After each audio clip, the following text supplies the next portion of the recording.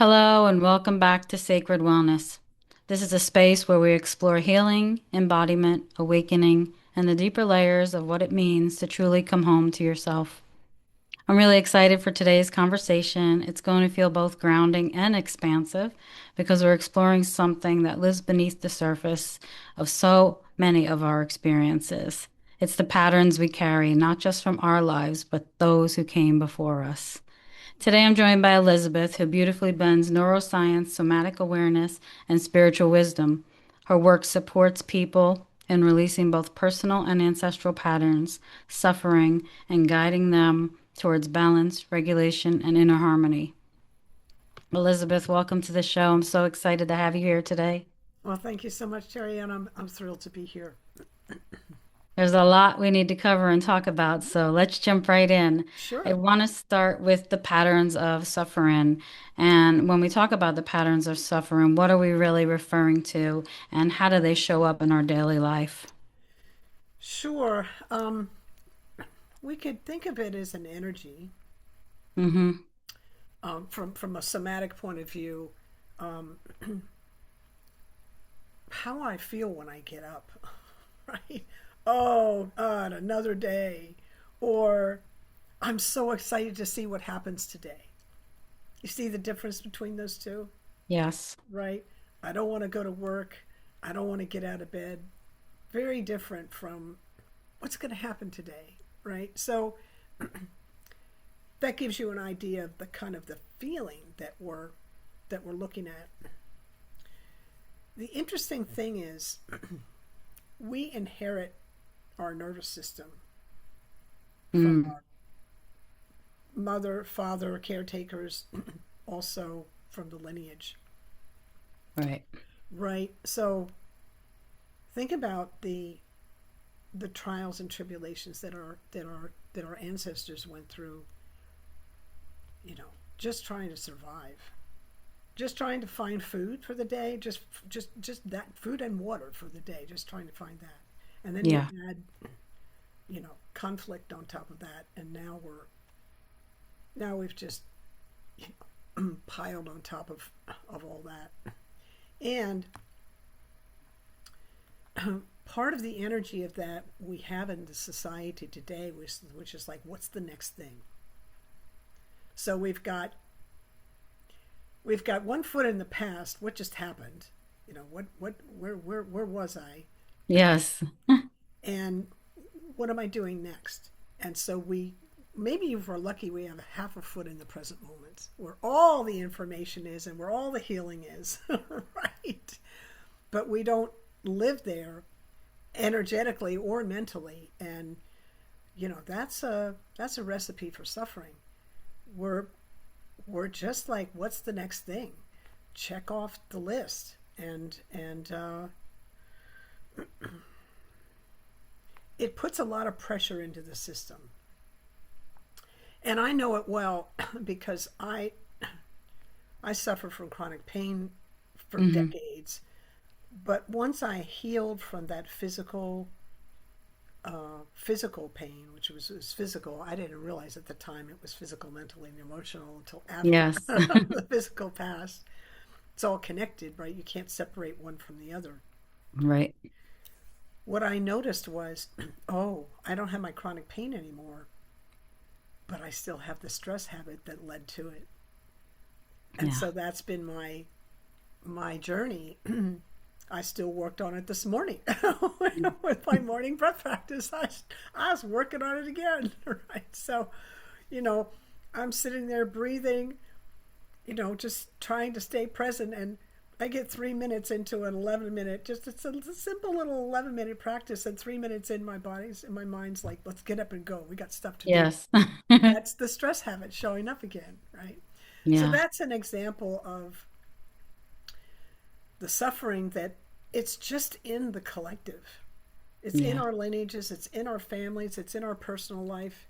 And the value of a meditation practice, for example, is it helps us find a peaceful space where we Yes. can just be instead of doing all the time. It gives us a chance to experience the being, which is where there's no suffering there. There's just the now. Yes.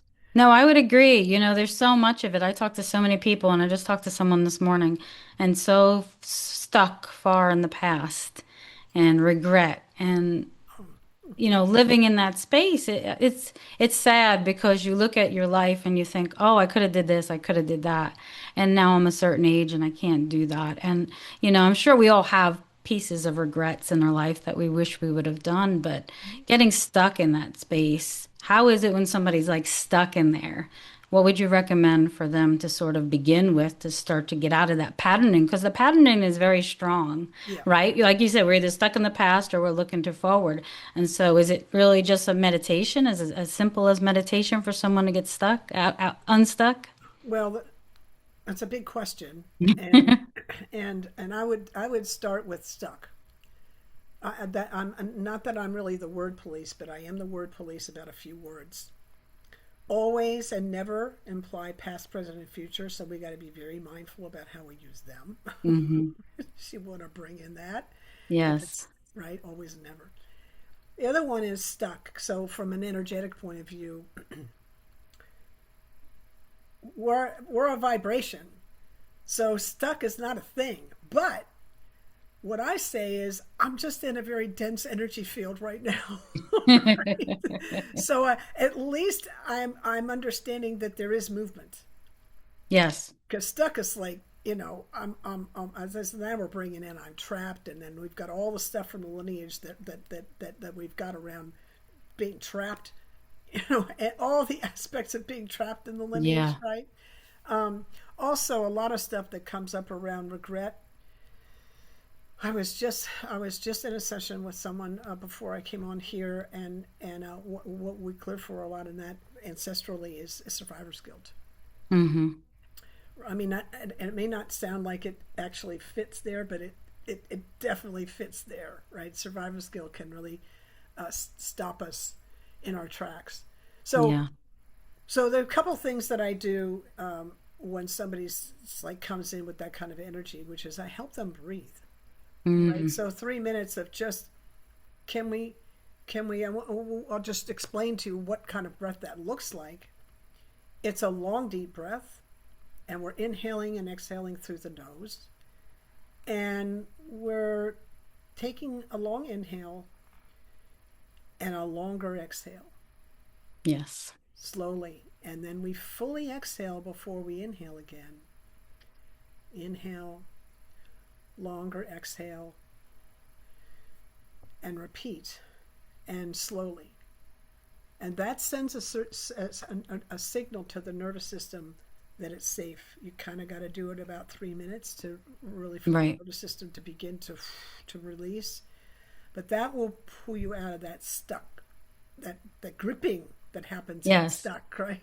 You'll feel the ease. So that's the first thing I do with people. Now that's cool because they're coming to me going, I'm stuck, right? And I'm like, first thing I do is I remind them how to breathe, which we don't get training on this. So you have to kind of be in spaces like this to learn it. We should all have Yeah. this in pre-kindergarten, Well, I believe so too, for sure. right? But what have I done there? I've taken them from feeling like a victim to Hmm. empowerment because all I did was encourage them to use the breath in a certain way, but they did the breathing.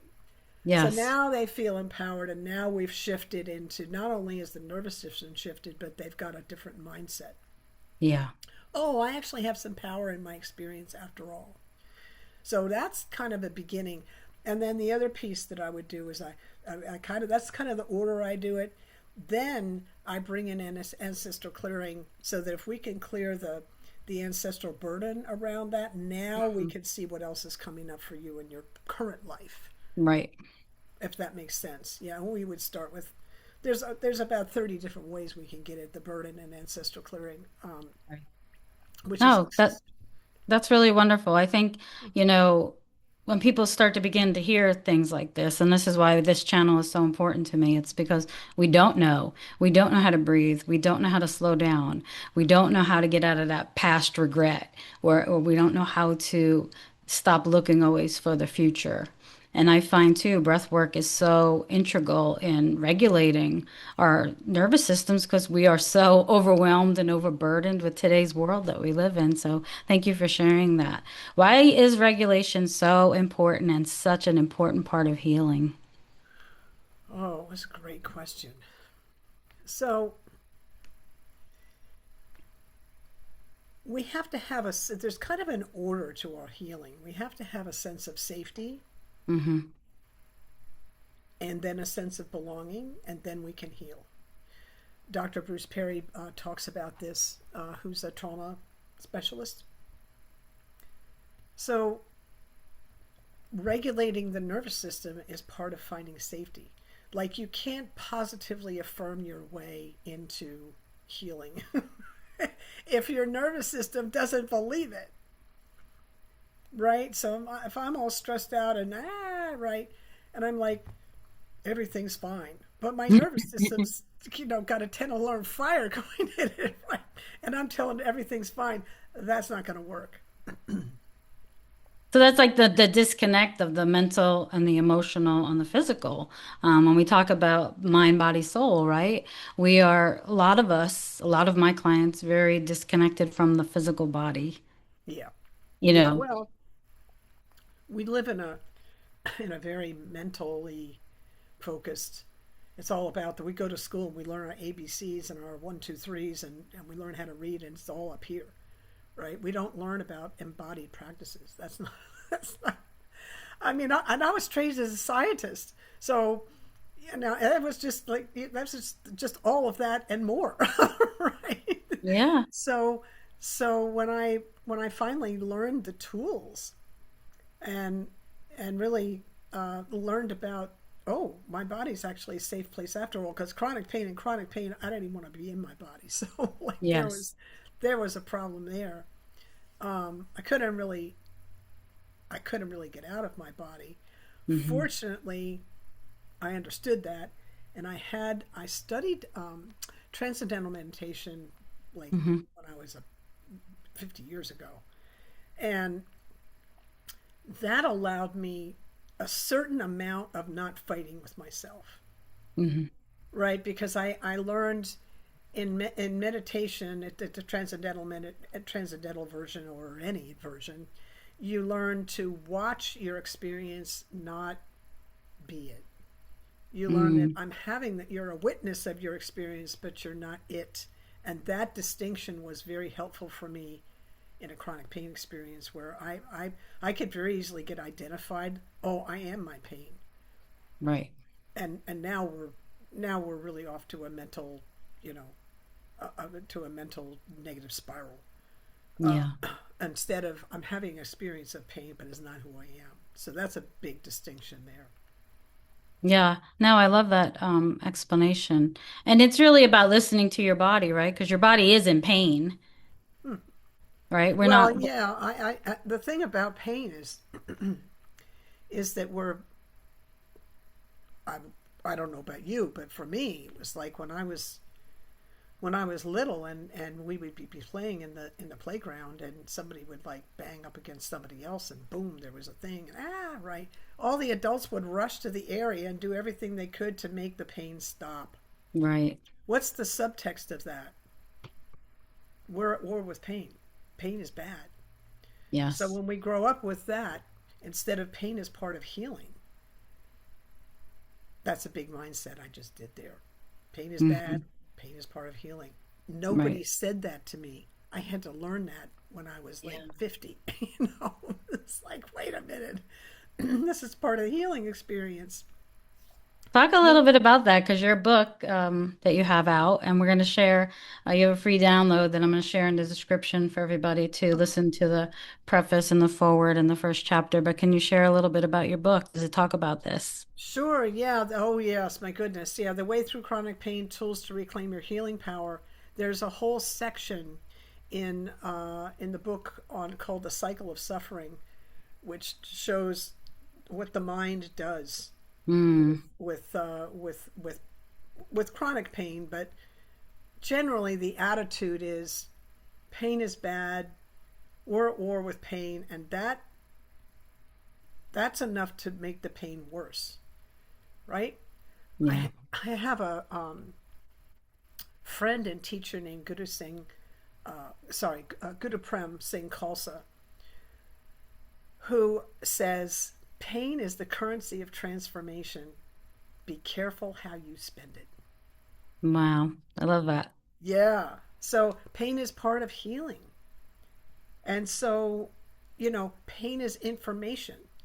Pain is information. So, and this is a big part of the book that I wrote is really for doctors, nurses, healthcare workers, coaches, any wellness practitioners, friends of people with chronic pain, anybody that's working with chronic pain or has chronic pain. Hmm. It's for them. And the reason it's different from other books is that it brings in the tools that I used that helped me release the chronic pain that I had, but it also lays out the landscape of this is what's happening inside of a chronic pain patient in the Mm. mind, and the traps we get into because of what chronic pain does to the brain. So it really outlines that. And chronic pain is uh, is any pain, Hmm. physical, mental, emotional, spiritual, psychological, any of it this that we have for 15 days out of 30 for 3 months or more. Okay. It all sends the same signal to the brain. It hurts.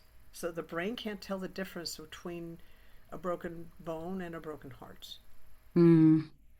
Right? So that's significant. And why? How is it different from acute pain? Acute pain is like the stress response goes, we have a stress response that meets a perceived or real threat, like a trauma or something. Like I cut my finger. Yeah, that kind of Hmm. thing. And we have it, and we meet the event with a bunch of physiology and psychology, and then it's over. Hmm. In chronic pain, the stress response and then in acute pain, that pain stress response goes back into the off position and it stays in a balanced state. You talk about balance, right? In Right. chronic pain, the stress response gets stuck in the on position and it stays there. And that creates changes in the brain, which means like we've got hypervigilance now. We can't settle. We're always on guard. Um, we can't find safety. Right. So it makes it. How can we heal in that space, right? Yeah. Also, it creates negativity. It hits the emotional center, so it creates a negative mind, and it also creates chaos in the brain, in the memory part. So I can't Hmm. remember stuff. I don't know, where did I just put my keys? So anybody Right. that's listening to this that has chronic pain will recognize all of this. Right? And Even so, grief, I went through that when I lost my son 7 years ago, and that's my oh, tattoo. that must have been really difficult. Oh my It goodness. was, and so my body like totally shut down. My nervous system shut down. I truly believe you can die of a broken heart. I'll tell you that. I wasn't sleeping, I wasn't eating. I gained 40 pounds. Um, the whole experience, the grief was so, I never realized, up until that point, I'd experienced like the loss of grandparents. But this loss was It's so different. traumatic that it was like the physical aspect of it, what it did to my physical body. Like someone was sitting on my chest and Oh I my couldn't goodness. breathe. And so stuff like that, you feel those things and it's like I never realized grief could have a physical aspect. Oh yes. Yeah. Well, Hmm. this is a great example. I'm sorry that you went through that. Thank you. And what a great teacher you are of that experience now. It's a great example of you can't separate mind, body from spirit. Hmm. What happens to one happens to all, and that's a tragic but excellent example of that. So that Yeah. people listening to this will maybe be better able to understand their own experience and Yeah. not think they're going crazy because I would, I would get to places with my chronic pain where it's like I must be crazy, like because I'm Yeah. not like normal people, and I was having my body, mind, body, spirit system was acting exactly as designed, but I didn't know that, right? Yeah. It's also fascinating. I think, you know, the whole thing, mind, body, soul, like we are so taught that it's so separate. right? If we could just control the mind, everything would be okay, right? I mean, there is a piece of that, and there's a piece of the soul and a piece of the body that's all involved in it. And I think, the biggest thing that I can take away this morning is that presence, right? Being more present with those feelings, being more present with the pain that you're having and experiencing, and then looking at that deeper. And a lot of your book, that's what that talks about, And looking at experiencing the pain without judgment. without It's judgment. not Yeah. bad. It's information. Now, what am I Hmm. going to do with it? Right? What do I need to rest? Do I need Right. to hydrate? Do I need to maybe shift my diet? Do I need to learn to meditate? It's like Hmm. read the book. There's there's a lot of books on chronic pain. This one's a little bit different because it really gets into the inside of a chronic pain patient, so people can kind of understand that Yeah. rather than just all the you know do this, do this, do this, which is there's some of that in there, but Right. it's kind of understanding why we're doing what we're doing. Yeah. Hmm. No, it makes sense. I'm going to definitely share that in the description. Um, and your social media links. So where can people reach you that want to work with you? Oh yes, you can find me at my website, which is my name with a hyphen between the first and last part, elizabeth-kipp.com. You got to put the Okay. dash in there. You find the other Elizabeth Kipp, who's amazing, but she's a web designer and a photographer, and she's That's not what so I was looking for.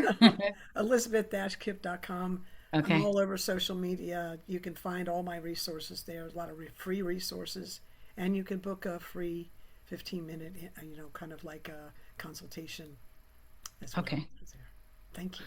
Wonderful. I'll share all that in the description.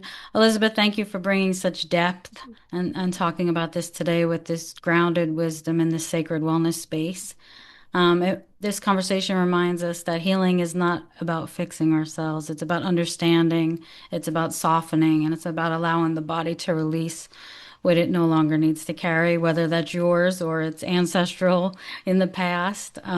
But you don't need to carry it any longer. So, if this episode resonated with you today and you're navigating emotional patterns, ancestral healing, or nervous system regulation, be sure to check out Elizabeth Kipp and her book, and I will share her information later. Thank you, Elizabeth, for joining us. Oh, thank you so much, Terry Ann.